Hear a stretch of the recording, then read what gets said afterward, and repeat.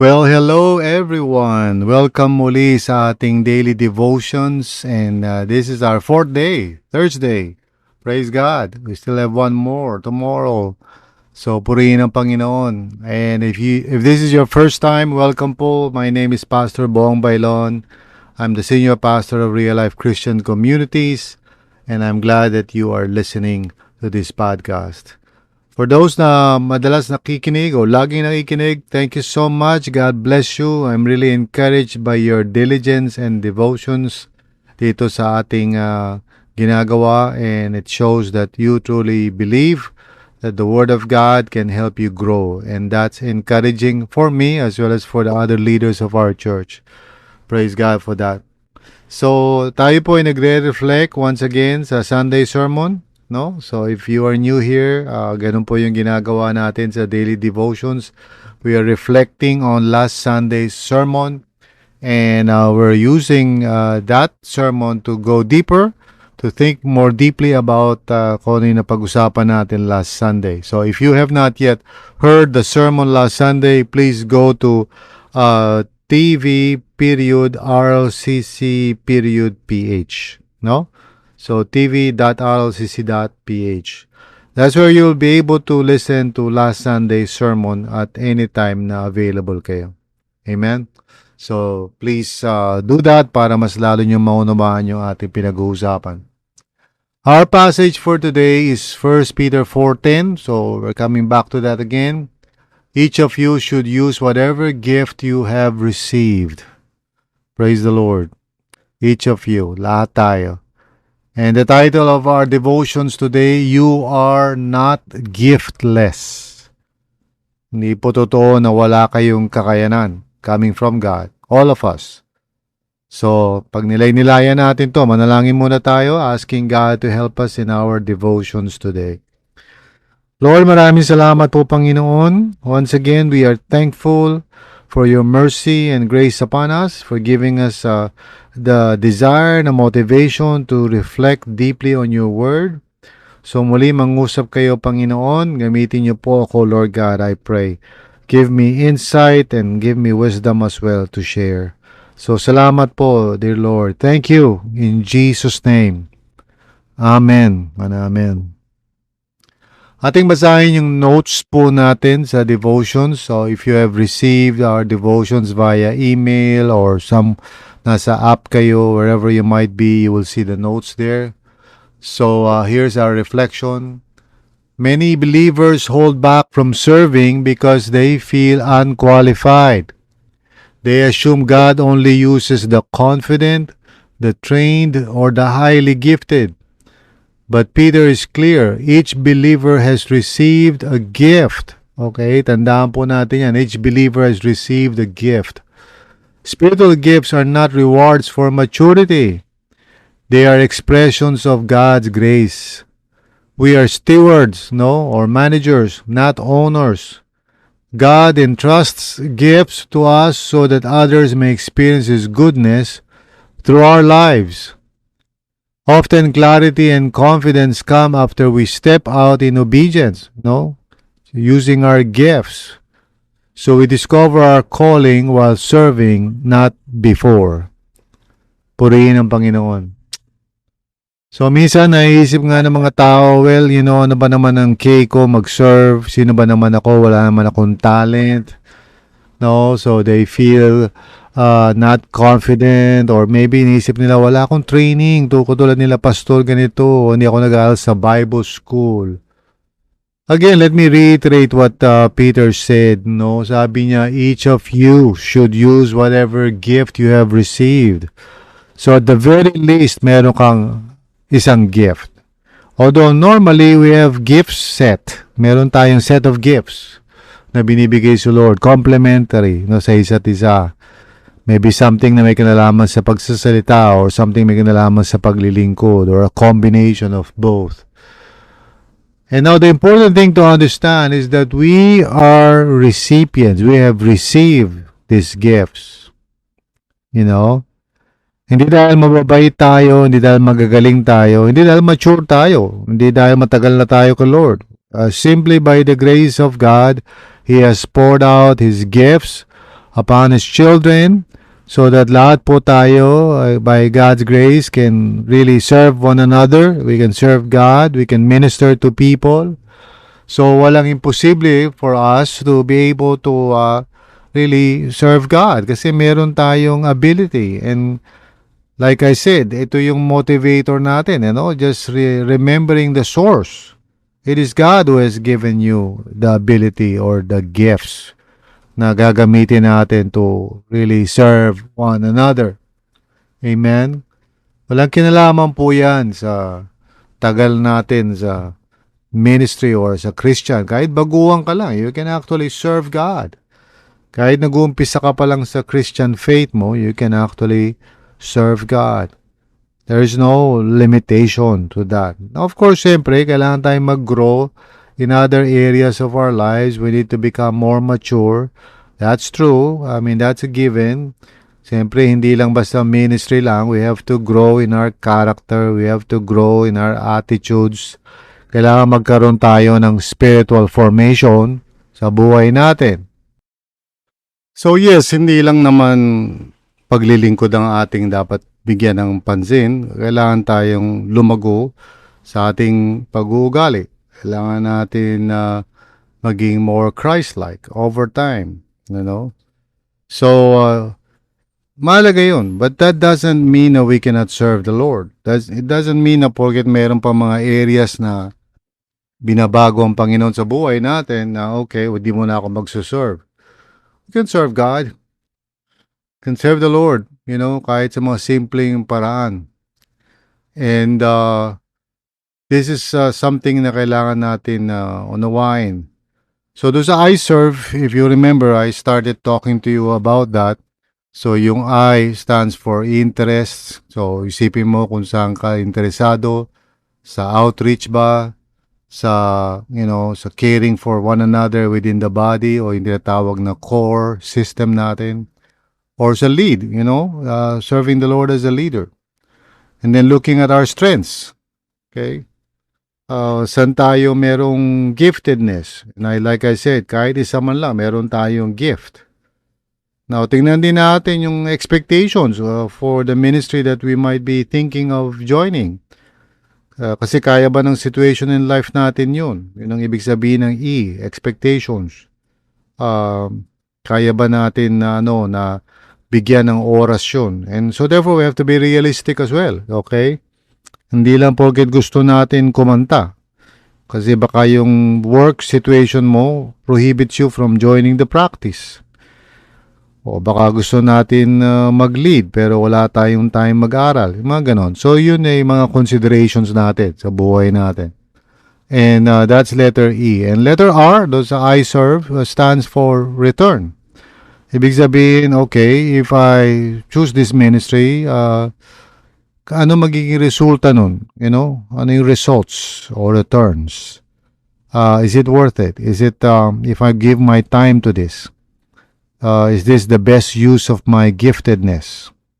Parang katulad din yun sa investment, di ba? Tukol din sa pag nag-invest tayo ng pera, right? So iniisip natin, okay, konti lang ang pera ko. If I invest here, ano magiging returns nito? So wisdom lang po when we are praying about the ministry that we want to join. Kaya sinasabi ko tong I serve because this can easily be the tool that can help you narrow down your choices. So I stands for interests, S is strengths, E is expectations, R is results. So bukas ko na sasabihin yung V saka yung E because that's important. But anyway, yeah, we need to just be thinking about saan natin gagamitin yung ating mga gifts. These gifts are given to us for a reason, not just for us to use it for our careers. Now, I'm making a general statement about gifts, and I include talents, and I include capacities or whatever. Hindi na natin differentiate na ano ba yung spiritual gifts, ano ba yung talents. Included na yun sa lahat ng pinag-uusapan natin dito. It can be anything. It can be cooking, It can be preaching or it can be anything, all right? Evangelism or whatever gift that may be. Basta it's a capacity na binigay ng Panginoon. Kaya nga, yun ang aking pinag-uusapan o tinatalakay natin kasi ganun naman yung statement ni Peter, whatever gift. So he's not really qualifying it or narrowing it down to let's say spiritual gifts lang ba or kasama ba dyan yung mga talent, capacity o ano ba, kasama ba yung mga ganung bagay. So I would include all of those things dito sa pinag-uusapan natin. Lahat tayo merong abilidad. Lahat tayo may kakayanan, may gift. The question really that we must ask ourselves, am I a good steward? Doon sa binigay ni Lord, na pinagkatiwalaan ng Panginoon na binigay sa akin, am I using it for His glory and to serve His people? So that's something na kailangan natin isipin maigi because a lot of times we use our abilities. For example, magaling ka kumita ng pera, so businessman ka. Have you ever thought of the idea na baka kaya ka binigyan ni Lord ng ganong ability is so that you may help the financial needs of the church? Sipin lang natin yun. Let's say kung ikaw ay nurse, you know how to care for people. Could it be that God is giving you that ability because He wants you to care for others? Or ikaw ay accountant? O ikaw ay, programmer? O ikaw ay secretary? Or ikaw ay somebody, teacher? Lahat ng mga abilities na to ay nanggagaling sa Panginoon. At binigay niya sa atin yan, hindi lang para mag-succeed tayo sa career natin, but so that we may use it to honor God, to move forward His kingdom in the world, to do the good that He wants to do through us. So, we need to discern, Lord, ba't ba ako may ganitong klaseng kakayanan? Why am I able to teach, Lord? Why am I able to speak, Lord? Why am I able to generate income? Why am I able to grow a business, Lord? Why am I given this gift? Amen? So I hope and pray na magkaroon po tayo ng ganong klaseng pagkaunawa. Huwag tayo mamuhay ng parang self-centered lang. O kaya minsan iniisip natin, wag na lang ako, sila na lang, hindi, mahina ang loob ko dyan. Don't say those things. Kasi maybe it's true, pero baka yung pagiging mahina ang loob mo, there's a purpose to it. Look for God's purpose for that. Hindi naman lahat ng tao kailangan maging extrovert. May mga taong introvert, and God still uses them. That's why when we look at the Bible, we see people of different types being used by God for different things. Yun ang kagandahan ng Kingdom of God. Maraming variety. Iba-iba. And we should not parang limit the Lord's creativity in giving us all kinds of abilities. So, purihin ang Panginoon. Here's the suggested prayer para sa devotions natin today. Lord, thank you that you have placed gifts in my life. Help me trust you enough to use what you have already given, even when I feel unsure. Amen. I told you last Sunday sa sermon ko that I really did not know that I could speak. Really, to be honest, baka di kayo naniniwala. I was not the kind of person, at least at that time, nung bata-bata pa ako, I never thought na I would be able to speak to crowds of people. Wala akong ganung ka-idea sa sarili ko. But I just trusted God, and the Lord just opens doors, and I just opened my mouth, and before you know it, nakikita ko ina-affirm ng mga tao that I could actually speak. Hindi lang yun, that I could actually learn. Meron pala akong ability to study. That's why I used that, and I studied. Para ma-equip ako, and I got my doctorate and all of that. Yung lahat ng yun is by the grace of God.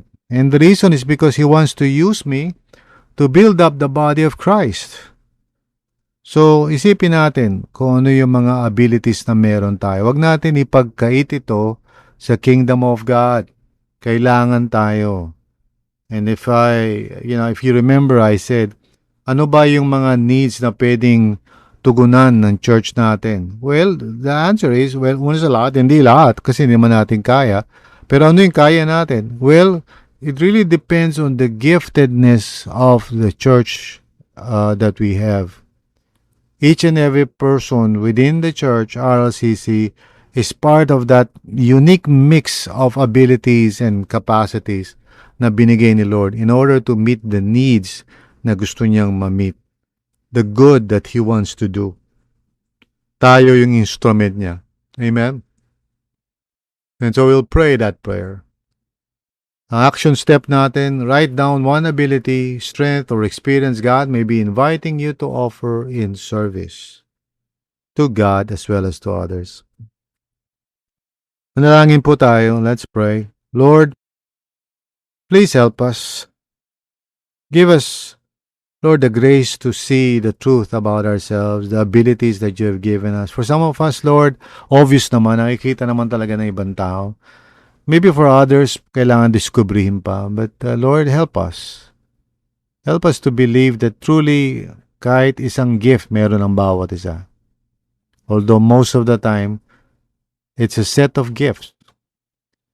Lord, help us to see this truth and to accept it and be thankful about it and to use the gifts that you have given us to serve others.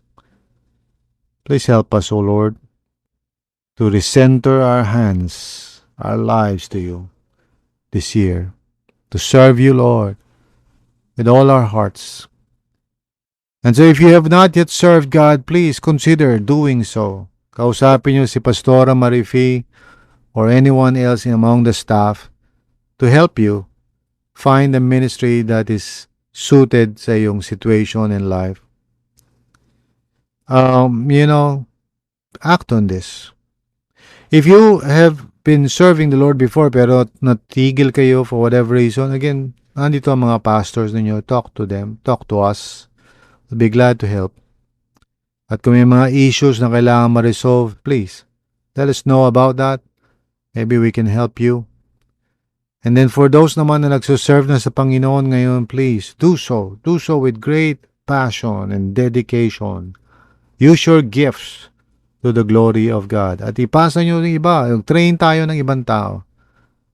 The other day, nagkaroon ng problema sa technical side ng ating streaming because hindi pa dumarating yung person in charge, and that's a good opportunity for us to think na, okay, sino pa ba ang pwedeng ma-train? Paano ba natin mamultiply ito para there are others who can do this just in case merong magkasakit o mayroon ng problema or merong appointment. So, I believe multiple lang gifts ng mga tao. And so, kailangan lang talaga magkaroon ng humility to discover that and to be good stewards of that. Amen? So, let me close in prayer. Lord, tulungan mo nga po kami, Panginoon, to be humble enough to see the gifts that we have in our hands and to offer it back to you, Lord, in Jesus' name. Amen and amen. God bless you. I'll see you tomorrow.